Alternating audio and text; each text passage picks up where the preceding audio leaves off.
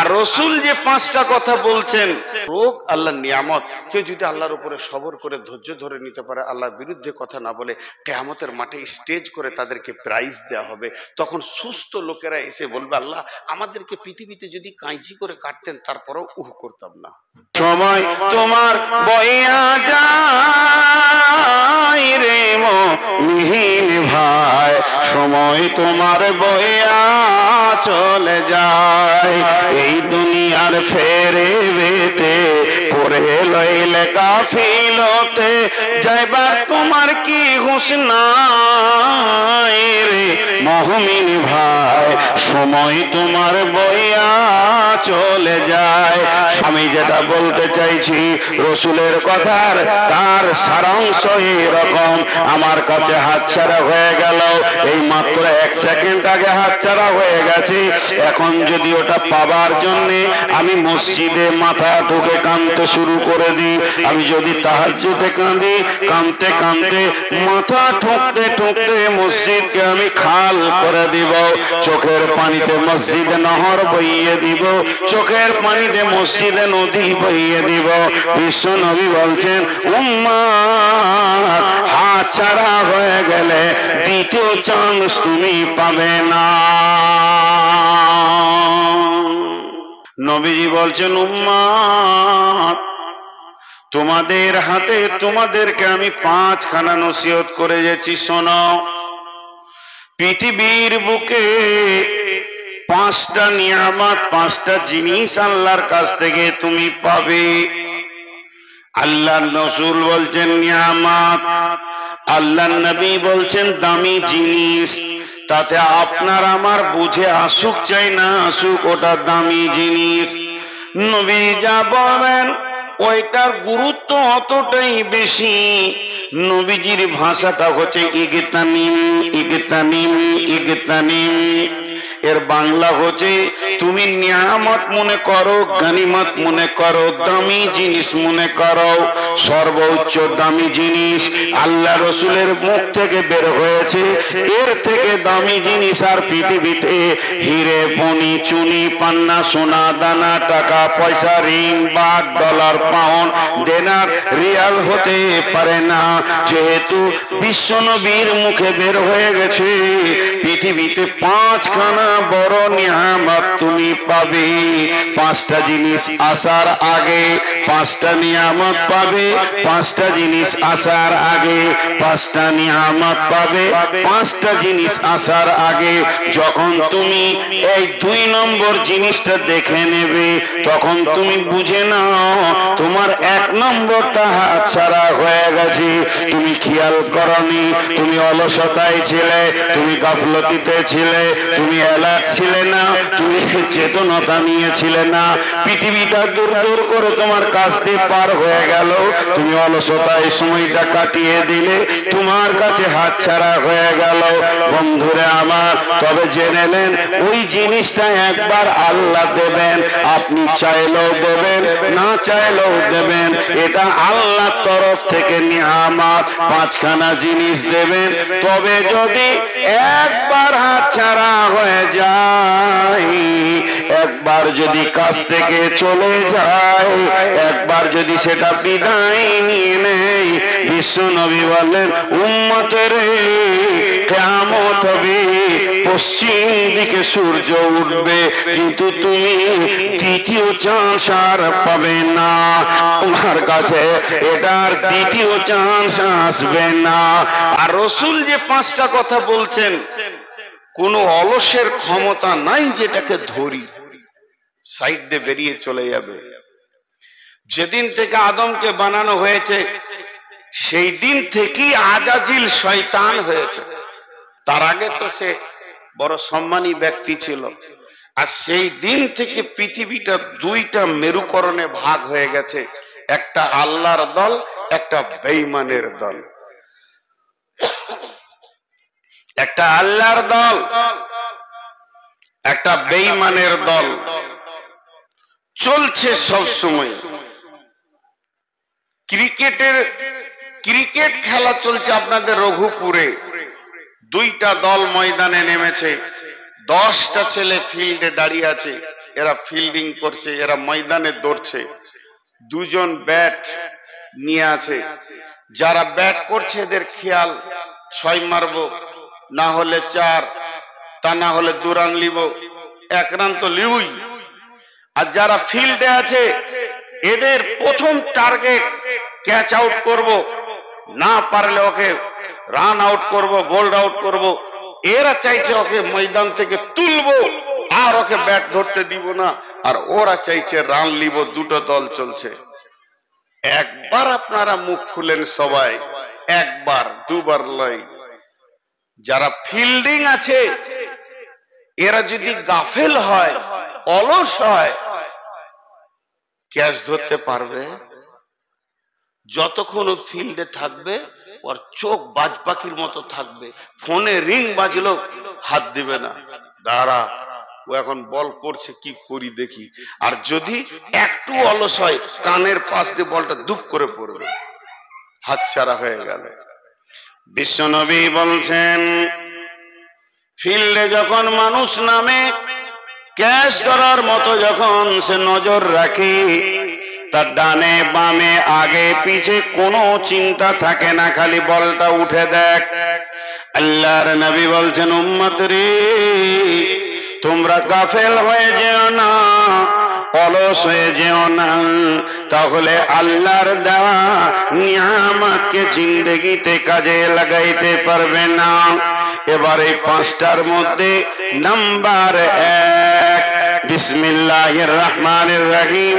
One মাইমুনিল আওরিদি قال يعيد رسول الله صلى الله عليه وسلم اغتنم خمسا قبل 50।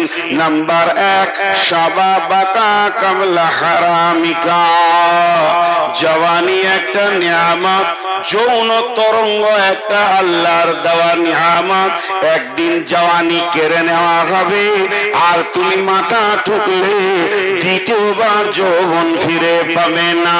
যখন তুমি জন্ম নিয়েছো, মায়ের দুধ পান করেছো, তোমার ভিতরে যৌন চেতনা ছিল না। তুমি যখন ছোট ছেলে ছিলে, খেলাধুলা করেছো, তোমার ভিতরে যৌন চেতনা ছিল না। আস্তে আস্তে তোমার বয়স যখন 14 ক্রস করলো, পুরুষের 14, 13 ক্রস করলে যৌন তরঙ্গ আসতে শুরু করে। 16, 17, 18 মধ্যে পূর্ণ যৌনাঙ্গ যৌবন আল্লাহ দিয়ে দেন। মেয়েদের 9 বছরের পর থেকে যৌন তরঙ্গ আসতে শুরু করে। 13 বছরে আল্লাহ মেয়েদেরকে পূর্ণ যুবতী বানিয়ে দেন। তাহলে এটা আমাকে দরখাস্ত দিতে হয়নি, হে আল্লাহ আমি বিয়ে করব, এখন আমার যৌন ক্ষমতাটা তুমি দিয়ে দাও। আল্লাহকে অ্যাপ্লিকেশন করতে হয়নি, আল্লাহকে দরখাস্ত দিতে হয়নি, 2 রাকাত নামাজ পড়ো বলতে হয়নি। আল্লাহ এ ব্যাপারে সচেতন। আপনার যখন ঠিক বয়স আসবে তো দেহের ভিতরে যৌন তরঙ্গ এসে হাজির হয়ে যাবে। বিশ্ব নবী বলছেন এই যৌন তরঙ্গটা যখন আসবে, নারী তুমি তোমার মতো কাজ করে লাও, পুরুষ তুমি তোমার মতো কাজ করে লাও। একদিন যৌন তরঙ্গটা তোমার কাছ থেকে কেড়ে নেওয়া হবে, তোমার কাছ থেকে বিলুপ্ত হয়ে যাবে। তোমাকে ঘাড় ধরে যুবকের গন্ডি থেকে, রোম থেকে, প্যান্ডেল থেকে বের করে তোমাকে বার্ধক্যের প্যান্ডেলে ভরে দেয়া হবে। যেদিন তুমি বার্ধক্য গ্রহণ করে নেবে, এরপরে যদি তুমি যৌবনকে আবার ফিরে পেতে চাও, আর মাথা ঠুকে মরে গেলেও দ্বিতীয় চান্স আর যৌবন ফিরে পাবে না। রোগ আল্লাহর নিয়ামত। কেউ যদি আল্লাহর উপরে সবর করে ধৈর্য ধরে নিতে পারে, আল্লাহর বিরুদ্ধে কথা না বলে, কিয়ামতের মাঠে স্টেজ করে তাদেরকে প্রাইজ দেওয়া হবে। তখন সুস্থ লোকেরা এসে বলবে আল্লাহ আমাদেরকে পৃথিবীতে যদি কাঁচি করে কাটতেন তারপরেও করতাম না। এটা একটা নিয়ামত, চুপ করে ধরে নিতে হবে। তারপরেও আল্লাহ রসুল বলছে তোমার সুস্থ শরীর নিয়ামত। সুস্থ অবস্থায় 5 ওয়াক্তের নামাজে মসজিদ গেছো, ঝড়ে গেছো, বৃষ্টিতে গেছো, বাদলে গেছো, শীতে গেছো, গ্রীষ্মে গেছো, আর যখনই তোমাকে রোগে ধরেছে 5 ওয়াক্ত মসজিদে যেতে পারছো না, সুস্থ অবস্থায় উজু করেছো, এখন তায়াম্মুম করছো, আগে দাঁড়িয়ে নামাজ পড়েছো, এখন বসে পড়ছো, ইশারায় পড়ছো, যৌবনকালে সুস্থ যতদিন আমাকে আমার রব রেখেছেন ঠিক মতো যদি মসজিদে হাজিরি দেওয়া হয়, বার্ধক্যে যদি বাড়িতে বিছানায় শুয়ে তায়াম্মুম করে ইশারায় নামাজ পড়া হয়, তারপরও আমার রব যৌবনের মেজারমেন্ট করে আমাকে নেকি দান করবে। এর জন্য নবীজি বলছেন সুস্থ জীবন একটা নিয়ামত, রোগা হয়ে যাওয়ার আগে। 3 নম্বরে নবীজি বলছেন ফারাগাকা কাবলা সুগলিকা, ফারাগাকা কাবলা সুগলিকা, সময় একটি নিয়ামত, বইয়ে চলে যাওয়ার আগে, হাতছাড়া হয়ে যাওয়ার আগে, সময় তোমার বইয়া যায় রে মুমিন ভাই, সময় তোমার বইয়া চলে যায়, এই দুনিয়ার ফেরে বেতে পড়ে লইলে কাফিলতে যাইবার তোমার কি হুঁশ নাই রে মুমিন ভাই, সময় তোমার বইয়া চলে যায়। সময় একটা এমন জিনিস, আপনি ঘুমাবেন আমি ঘুমাবো, আপনি আড্ডা দেবেন আমি আড্ডা দেব, বাস দাঁড়িয়ে যাবে 10 মিনিট, ট্রেন দাঁড়িয়ে যাবে আধ ঘন্টা, প্লেন দাঁড়াবে, দিন রাতের ভিতরে সকলের রেস্ট আছে, সকলে দাঁড়ায়, সবাই জানা একটু সময় নেয়, কিন্তু সময় এমন একটা জিনিস ও বইতি আছে, বইতি আছে, সময় কোনোদিন দাঁড়াবে না। বিশ্ব নবী বলছেন যে সময়টা তোমার হাতছাড়া হয়ে গেছে, এই সময়টা তুমি দ্বিতীয়বার আর ফিরিয়ে আনতে পারবে না। আল্লাহ তাবারক ওয়া তাআলা সময়ের কত গুরুত্ব দিয়েছেন, আল্লাহ তাবারক ওয়া তাআলা নিজে সময়ের কসম খেয়েছেন, এবং কোরআনের ভিতরে সময়কে কেন্দ্র করে 3খানা সূরা নাজিল করেছেন। একটা হলো সূরা দুহা, একটা হলো সূরা ফাজর, একটা হলো সূরা আসর, একটা দিনের শেষে সূরা, একটা রাতের শেষে সূরা, এবং আল্লাহ 4টা 3টি 2টি কসম খেয়েছেন এবং সময়ের গুরুত্বকে বোঝাতে চেয়েছেন। সময় হলো পৃথিবীর অদ্বিতীয় নিয়ামত, যে সেকেন্ডটা এখনই আপনার দ্বারা হাত ছাড়া হয়ে যাচ্ছে। আজকে 23 তারিখ, আপনার কিনা 23 তারিখ শনিবার দিবাগত রাত্রি হয়ে গেল, এখন 11:46 হয়ে গেল, 45টা মাত্র 1 মিনিট আগে চলে গেছে। এটা কিয়ামত পর্যন্ত ফিরে আনার ক্ষমতা নাই। বিশ্ব নবী বলছেন উম্মতের সজাগ থাকবে, সময়কে কাজে লাগাবে, খবরদার অবহেলায় সময়কে পার করে দিও না। একজন মুফাসসির বলছেন সূর্য কথা বলে, ভাই এটা হাদিস নয়, এটা মুফাসসির ইসলামী চিন্তাবিদের কথা। যখন সূর্য পূর্ব দিকে উঠে তখন দুনিয়াবাসীকে বলে, রে অরূপপুরবাসী দুনিয়াবাসী শোন, তোর কপালে আবার একটা দিন তুই পেয়ে গেলি, তওবা করার সুযোগ পেয়ে গেলি, সময়কে কাজে লাগা, এখনো তুই মসজিদে ঢুকে যা। যখন সূর্য পশ্চিম দিকে অস্তমিত হয় বিশ্ববাসীকে ডাক দিয়ে বলে, হতভাগার দল, যেমন ছিলি তেমন থেকে গেলি, তোর জীবনে একটা দিন তুই কবরের দিকে আগিয়ে গেলি, তোর কাছ থেকে একটা দিনের সময় শেষ হয়ে গেল, তোর কবর যত দূরে আছে তুই একটা দিনের রাস্তা আগিয়ে গেলি, সূর্য ডুবে গেছে, না জানি সকালে তুই বিছান থেকে উঠবি কিনা, তবে রাত্রি পেয়ে গেছিস, নির্জনে মাবুদের কাছে কেঁদেলে, এখনো পর্যন্ত সময়কে কাজে লাগা, চরিত্রকে তুই ঘুরিয়ে নে। সূর্য দিনে 2 বার মানুষকে চিৎকার মেরে ওসিয়ত করে। বন্ধুরা আমার, বিশ্ব নবী বলছেন ফারাগাকা কাবলা সুগলিকা, সময়কে বড় নিয়ামত মনে করে নাও হাতছাড়া হয়ে যাওয়ার আগে।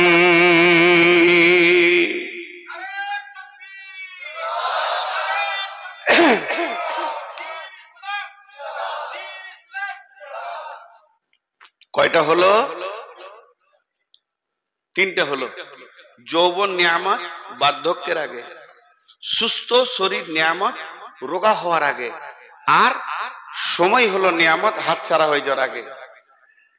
নাম্বার 4, কেউ উঠবেন না।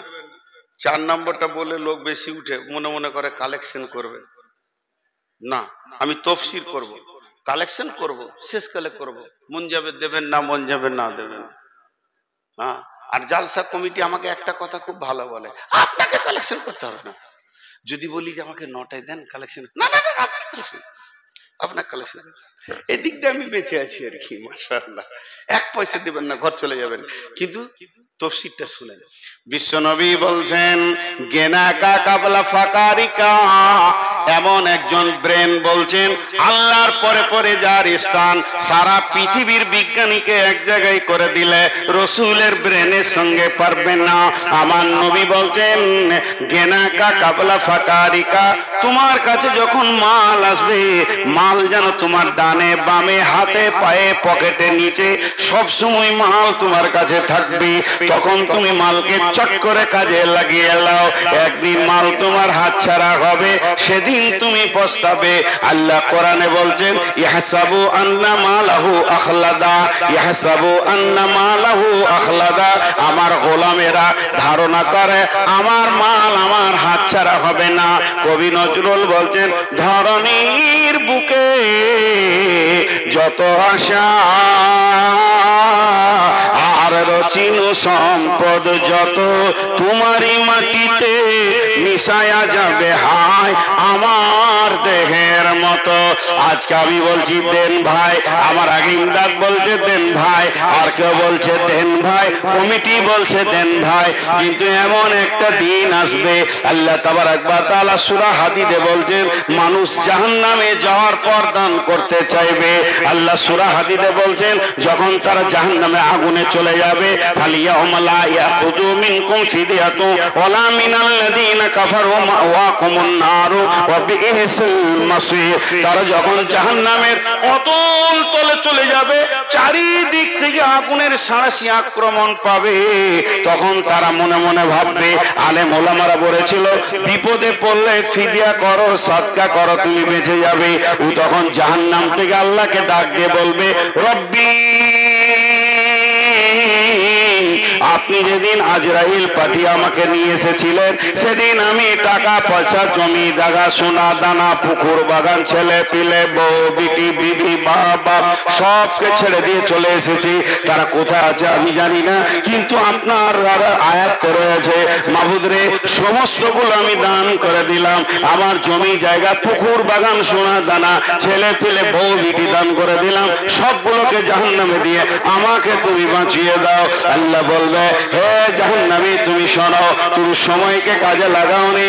তোমার কাছে যেদিন ভিক্ষা মাঙ্গা হয়েছিল, সেদিন তুমি আমাকে আমার লোকদেরকে অপমান করেছ। আজকের দিনে দান দেওয়া হবে না, তোমার সে সুযোগটা হাতছাড়া হয়ে গেছে। মাল একদিন তোমার কাছে ছিল, সেদিন তোমার অহংকারে বুক ভরে গেছিল, তুমি এতটা ইসলামকে ভালোবাসনি। একবার তুমি ভেবে দেখবে ছেলের স্কুলে কত খরচা করেছো, ইংলিশ মিডিয়ামে কত খরচা করেছো, মিশনে কত খরচা করেছো, টিভির কসমেটিক্সে কত গেছে, মেয়ের প্রেমে পেটিকে ভালোবেসে কত টাকা নষ্ট করেছো, কত টাকা ব্যয় করেছো। ছেলে পিলে বউ বিটি মা বাপ টোটাল খরচাটা হিসাব করবে, আর আল্লাহর পাল্লাতে তুমি বছরে কত দিয়েছো একবার হিসাব করে দেখবে। তাদের থেকেও যদি 1 টাকা বেশি দিয়ে থাকো, তাহলে তুমি আমার কর্মী, নচেত তুমি আমাকে 10-20 টাকা দিয়ে সান্ত্বনাই দিয়ে রেখেছ। শুনে নাও, বিশ্ব নবী বলছেন মাল একবার তোমার হ্যান্ডেলে থাকবে, মালের হ্যান্ডেল তোমার হাতে থাকবে। যেদিন মাল তোমার হাতছাড়া হয়ে যাবে, মাথা ঠুকলেও দ্বিতীয়বার ফিরে আসবে না।